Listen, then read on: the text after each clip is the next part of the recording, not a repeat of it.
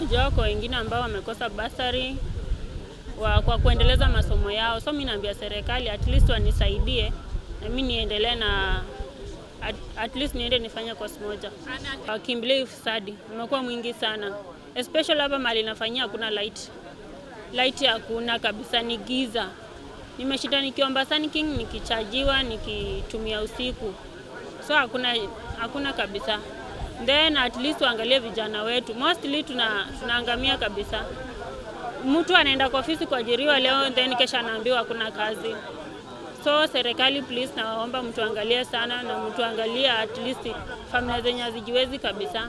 Mwache kuchagua kabila kwa ofisi zenu. Kidogo nikamuona na karao mwingine akakuja akaniambia usikate msichana, nikamwambia niko poa. Nangangana na hii challenge yangu. Akaniambia unafanya challenge awareness for what? Nikamwambia I'm fighting for corruption. Then akaniuliza unafanya corruption na nani? Nikamwambia nikanyamaza, sikumjibu. Then after that akasema kateni hizi kamba haraka mtoke hapa. Mimi nikaignore, nikasema sitoki kwa tree. Nikamwambia siachi tree.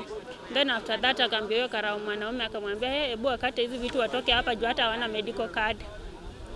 So kuna maboi walikuwa hapa walikataa, walipika kelele wakamwambia mtu hawezi maliza more than 35 hours alafu nakuja kumwambia ataenda atafute medical card alafu atakuja aanze challenge fresh.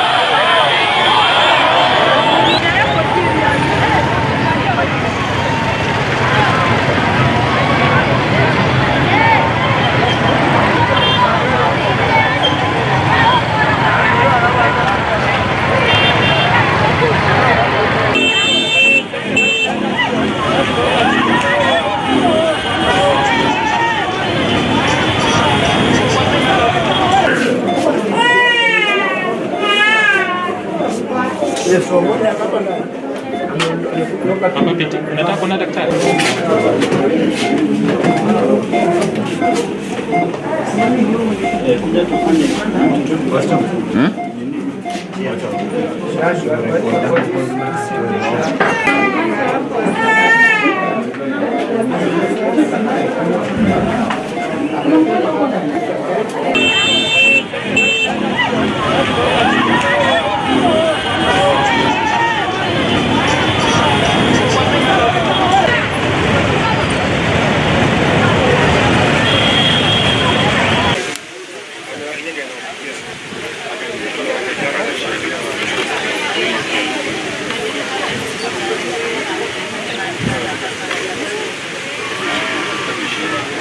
Ujumbe wangu kwa wale viongozi wa kaunti ya Bungoma, nawaambia hivi, nilihug tree ndio at least ionyeshe kila mtu ajue na fight for corruption. At least ningesema kwa media ingewafikia. Hiyo ndio mfano pia Trufena alitumia. So mimi pia niliona nitumie hiyo mfano kwa Bungoma County. Na pia nilikuwa na represent Bungoma County. So mimi naambia viongozi wa Bungoma County wawajibike na wakomeshe ufisadi. Kwa wananchi wa Bungoma nawashukuru tu sana juu nikikuja hata sikuwaijua mtu Bungoma. Na sikuwaijua kama ita happen venye ime happen leo ama from day one nikuje Bungoma town. So nimefurahi sana, mko na roho safi, acha tuungane hivyo as one nation kama wana Bungoma. Hayo tu. What I mean fit to achieve even medically.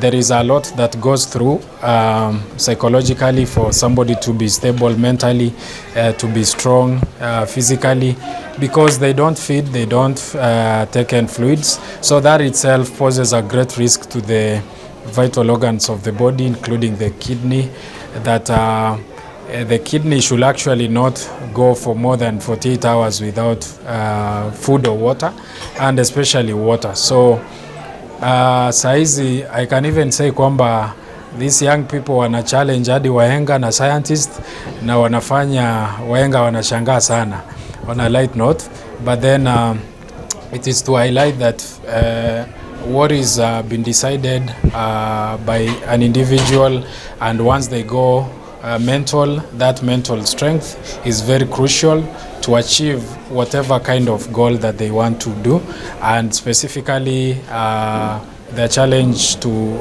appeal towards end of corruption. That is a noble goal or a cause that we all want to appreciate and support. Hivyo mimi nimekuja hapa kusimama na huyu msichana. Nimefanya vizuri ama sijafanya vizuri? Nimefanya sawa sawa. Kwa hivyo leo nimekuja hapa kusimama na huyu msichana. Na wale ambao wanaona huyu msichana hapa, inaonyesha wasichana wetu na watoto wetu ambao wako kule katika Bungoma County na ambao hawasaidiwi kwa sababu ya uongozi mbaya. Huyu msichana alikuwa anasoma Mbakalo Girls. Amewacha masomo yake akiwa form 2. Yeye hana baba. Yeye ako na mama peke yake. Na msichana ameomba pesa, ameomba school fees, amekosa school fees. Kwa nini msichana amekosa school fees? Kwa sababu viongozi wetu wanapopeana pesa ya basari wanaangalia ukabila. Wanafanya ukabila, si ndio? Sasa huyu msichana ni mteso. Na viongozi ambao wako Tongareni wakiangalia huyu msichana hawamsaidii kwa sababu yeye nani? Ni mteso. Tumalishe corruption Kenya. Watoto wetu wote wa Tongareni, watoto wetu wa Bungoma wote na viongozi wetu, hakikisha kwamba wale watu ambao hawajiwezi wanaenda shuleni, si ndio? Watoto ambao hawana wazazi waende wapi? Shuleni. Na tupeane pesa ya basari bila ubaguzi. Tusiwe na mambo ya ubaguzi, tusiwe na mambo ya ukabila, si ndio? Ili watoto wetu waende wapi? Shuleni. Hapa kumuona huyu msichana. Huyu msichana anaitwa Flora Anjiwa, na huyu msichana anatoka kule Tongareni. Wale ambao wanaona huyu msichana hapa, inaonyesha wasichana wetu na watoto wetu ambao wako kule katika Bungoma County na ambao hawasaidiwi kwa sababu ya uongozi mbaya. Huyu msichana alikuwa anasoma Mbakalo Girls. Amewacha masomo yake akiwa form 2. Yeye hana baba. Yeye ako na mama peke yake. Na msichana ameomba pesa, ameomba school fees, amekosa school fees. Kwa nini msichana amekosa school fees? Kwa sababu viongozi wetu wanapopeana pesa ya basari wanaangalia ukabila.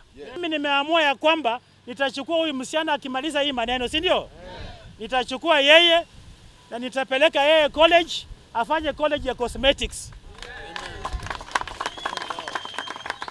Na hiyo college iko kule Tongareni, si ndio?